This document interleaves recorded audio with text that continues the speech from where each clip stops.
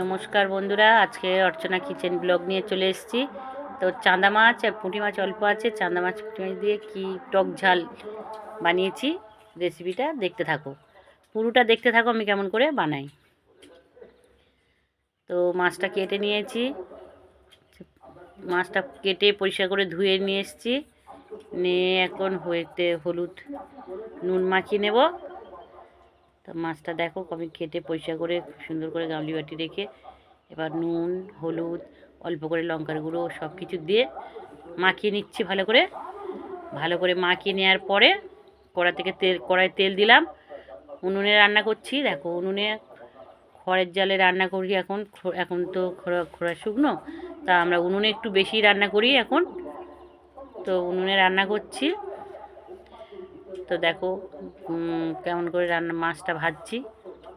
মাছটা ভালো করে তেলটা গরম হয়ে গেছে, তো মাছটা দিয়েছি কড়ায়, দিয়ে মাছটা ভালো করে ভেজে নেব।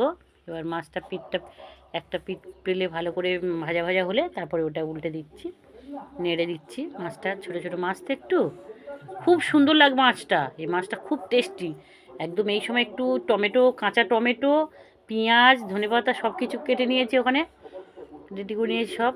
তো ওই দিয়ে বানালে খুবই সুন্দর লাগবে খেতে। তবে ভালো করে ভাজাটা খুব সুন্দর করে ভেজে নিতে হবে, একদম খুব সুন্দর করে ভাজলে নালে মাছের একটা মানে আষ্টে গন্ধ হবে। ওই জন্য মাছটা খুব সুন্দর করে কড়া কড়া করে ভেজে নিতে হবে একদম। তো মাছটা আমার ভাজা হয়ে গেছে, দেখো মাছটা খুবই সুন্দর করে ভেজে নিয়েছি। তো মাছটা ভাজা হয়ে গেছে, এবার মাছটা তুলে নেব।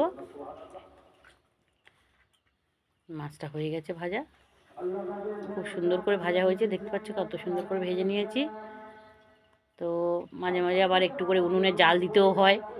তো মাছটা আমি তুলে নিচ্ছি এখন। আবার কড়াইতে তেল দিলাম, অল্প পরিমাণে তেল দিয়ে নিয়েছি। দেখো তেল দেওয়ার পরে পেঁয়াজটা দিয়ে দিলাম, বেশি কিছু দিতে হয় না, ওই পেঁয়াজটা দিয়েছি। পেঁয়াজটা ভাজা তো করে নেব, লাল লাল করে ভাজা করে নেব। একটু লাল লাল করে ভাজার পরে আমি যে টমেটোটা কেটে রেখেছি টমেটোটা দিয়ে দেবো। দেখো লাল লাল হয়ে এসছে অনেকটা। তো এবার এই কাঁচা টমেটোটা কেটে রেখেছিলাম, টমেটোটা দিয়ে দিলাম। টমেটোটা দিয়ে এটা ভালো করে নেড়ে নেবো, একটু ভাজা ভাজা করে নেবো। ভাজা ভাজা করার পরে এবার যে পরিমাণে নুন যতটুকু লাগবে ততটুকু পরিমাণে নুন দেব, নুন দিয়ে দিলাম। তো নুন দিয়ে এবার হলুদ দিয়ে দিলাম, দিয়ে একটু নাড়াচাড়া করে নিচ্ছি, আবার একটু নেড়ে নেড়ে নিচ্ছি। ভাজা ভাজা হচ্ছে তো, এটা ভালো করে ভাজা মতো করে নিতে হবে।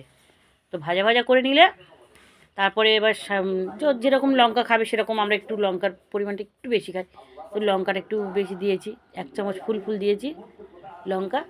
দেখো ভাজা হয়ে গেছে, তো আমি জল দিয়ে দিলাম। একটু শেষ পর্যন্ত দেখতে থাকো কেমন করে তরকারিটা বানাই আমি। তো জল দিয়ে দিয়েছি, জলটা এবার ফুট ধরবে, একটু ফুটবে মাছটা দিয়ে দেবো। মাছটা দিয়ে দিলাম।